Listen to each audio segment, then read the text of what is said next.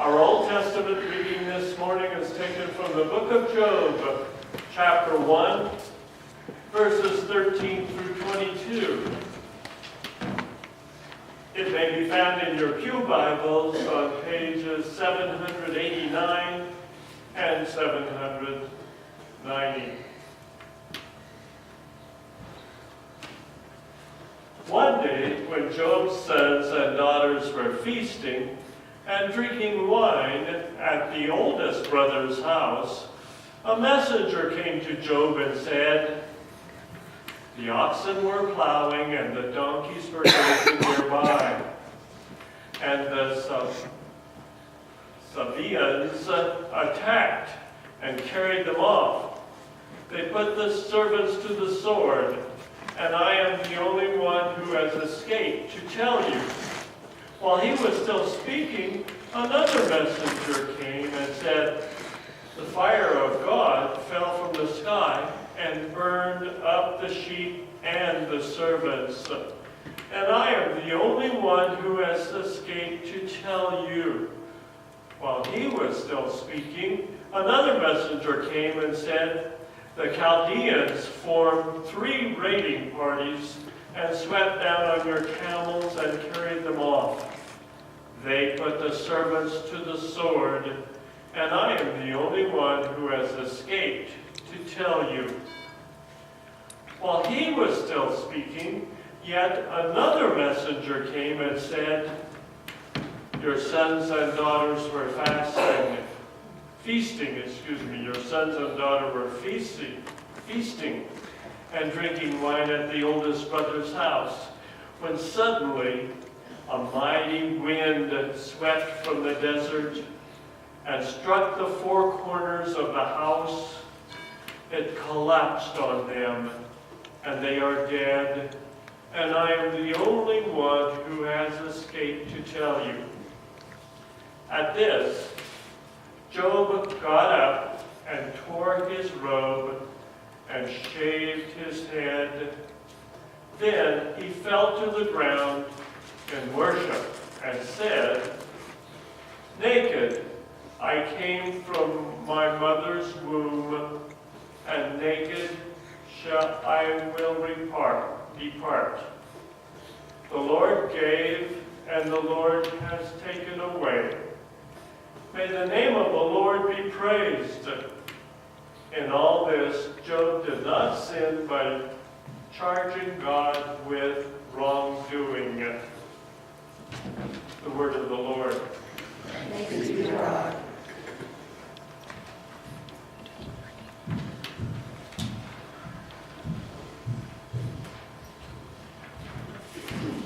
And for those of you who are wondering, we can turn to our New Testament reading. And first, no problem, John. I know John is testing to see if I can pass junior high reading levels. So we will be reading from 1 Thessalonians chapter 5, pages 16 through 18. And that can be found on page 1841. Listen to the word of the Lord as it is read.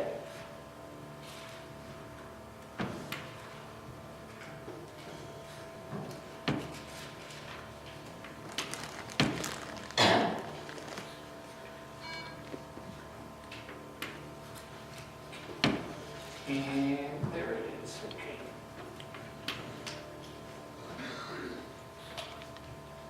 Be joyful always. Pray continually. Give thanks in all circumstances, for this is God's will for you in Christ Jesus. This is the word of the Lord. Thanks be to God. Last week we started this sermon series on Job by looking at the challenge that the Satan issued to God. For those of you who were not here last week, the Satan is not Satan that we think of in the New Testament, but instead the Satan was a position And the job of the Satan was to make sure that God was living by his own rules.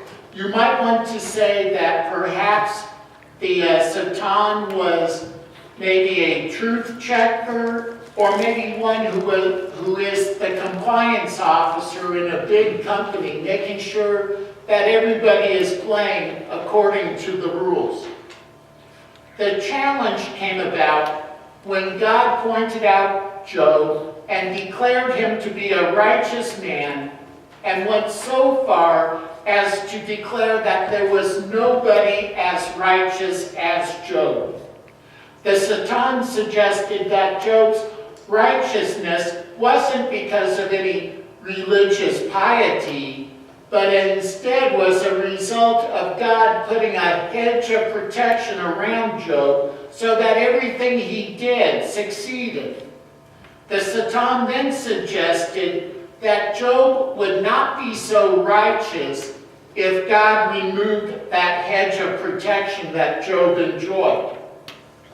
When we left the story last week, God had given the Satan permission to strike everything Job had, with the one limit being that the Satan could not lay a finger on Job himself.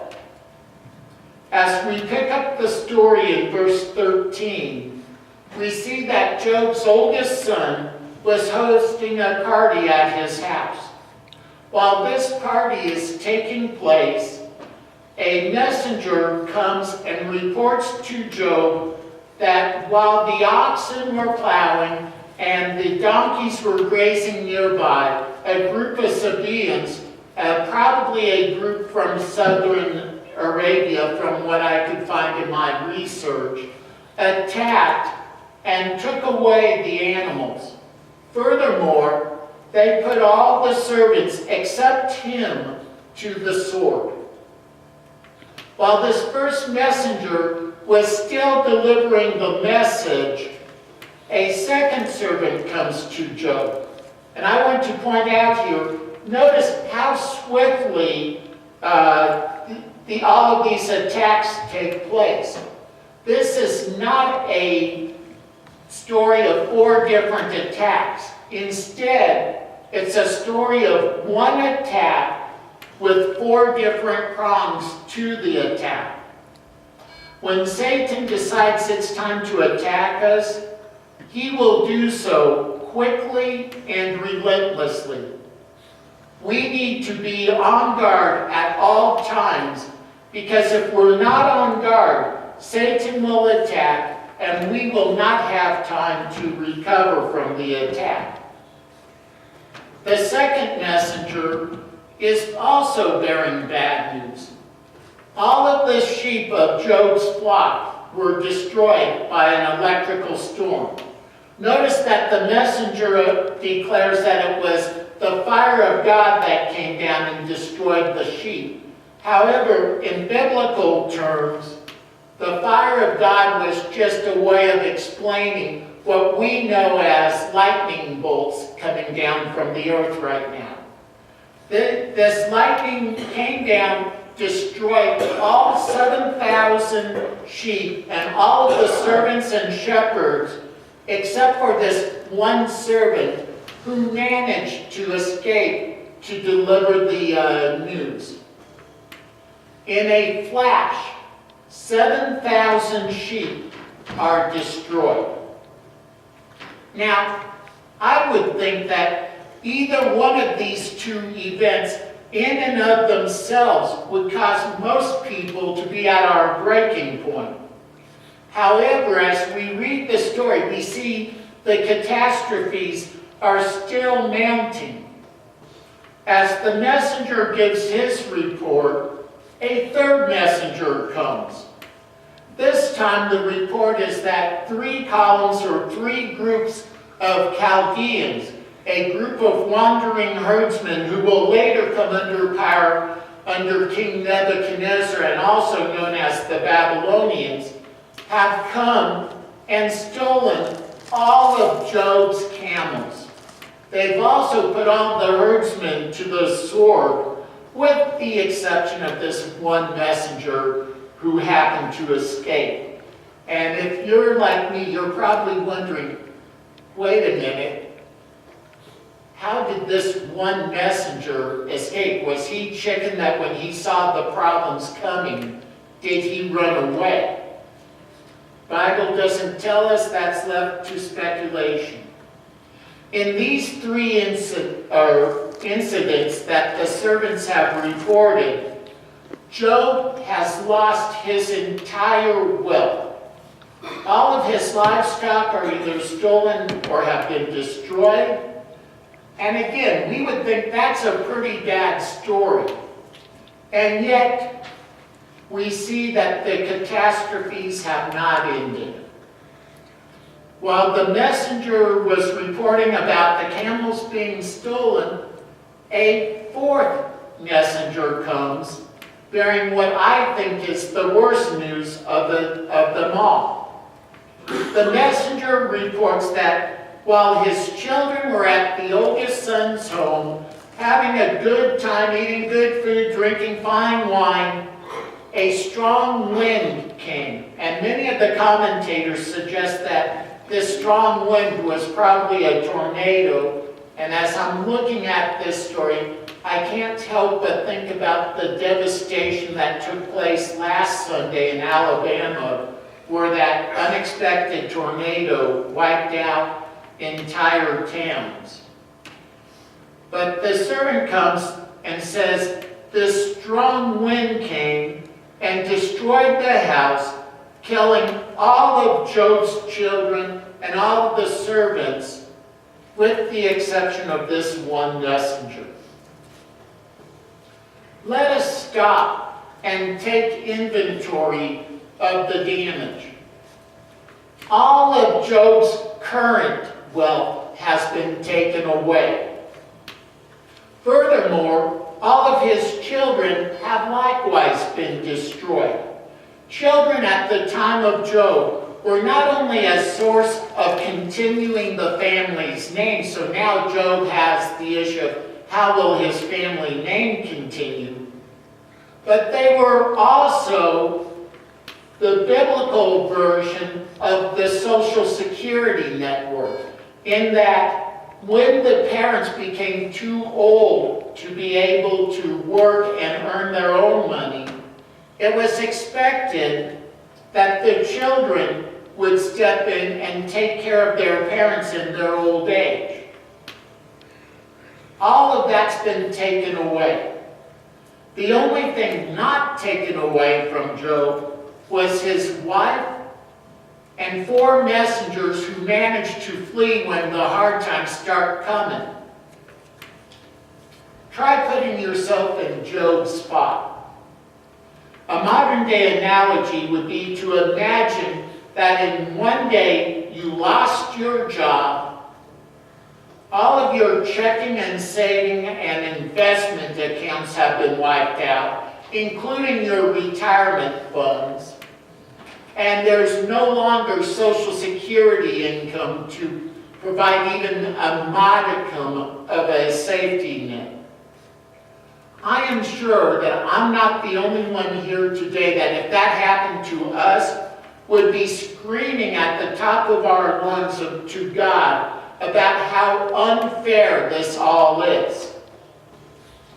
Yet as we get to verse 20, we find Job is not cursing, nor is he screaming at God about how unfair all of this is. Instead, he is tearing his robe, and then he shaves his head. Both of these were signs of mourning back in biblical times, and they are perfectly acceptable responses to when tragedy strikes. Just like our country, when tragedy strikes us, will maybe ask for the flag to be lowered to half-staff. When somebody tore their clothes and shaved their head, it was a sign of mourning. He then falls to the ground and he worships God. I have to admit, Job impresses me because I think if I had been in Job's position, I'm sure the last thing that would be coming to my mind is worshiping God.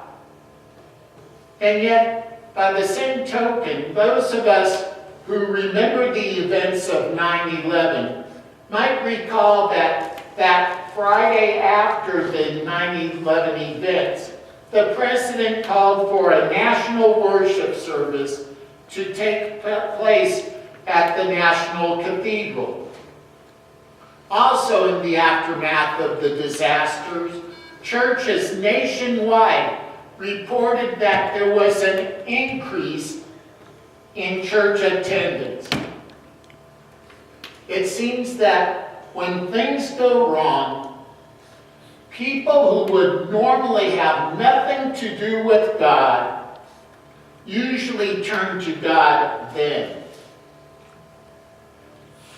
In Job's words, recorded in verse 21, we can see how we can worship even when we're going through the hard times. Job starts out by recognizing that when he came out of his mother's womb, he was naked and owned nothing. He also realizes that, like the little cliche goes, there are no U-Haul trailers following behind the hearse. You're not going to be able to take it with you. He then declares, the Lord giveth, and the Lord taketh away. Blessed be the name of the Lord. Now, we have a hard time comprehending this. The truth is, everything that we have is on loan from God. Now, I know our American model says, we work hard for everything that we have. Yet from the very early chapters of Genesis, we see that God didn't give us the deed to our property. Instead, He gave us stewardship responsibilities over what we possess. A steward does not own what he or she is given. Instead, the property that is entrusted to the steward is entrusted to the steward with the expectation that the property would be used to advance the interest of the true owner. While our society has a hard time of comprehending the reality that all that we have in a stewardship capacity, Job understood it completely. Just as a person who has handed property to a steward can take it back at any time, God can take back any of the property that He has loaned to us. As Job states in his famous quote, "The Lord giveth, and the Lord taketh away. Blessed be the name of the Lord." As we leave this morning, let us be ever mindful that all that we have is on loan from God. Now, there is a national radio talk show host who starts his program every morning with the announcer introducing him going, "With talent on loan from God." Now, that sounds pretty pompous. I have to admit that from time to time, the talk show host who uses that line is pretty arrogant. But as I think about it, he has his theology in that line absolutely correct. He realizes that his talent is on loan from God. Since everything we have is on loan from the Almighty, we must understand that, like Job, the Lord can take it away as easily as He's given it to us. Let us always bless the name of the Lord, regardless of the situation we find ourselves in. Amen.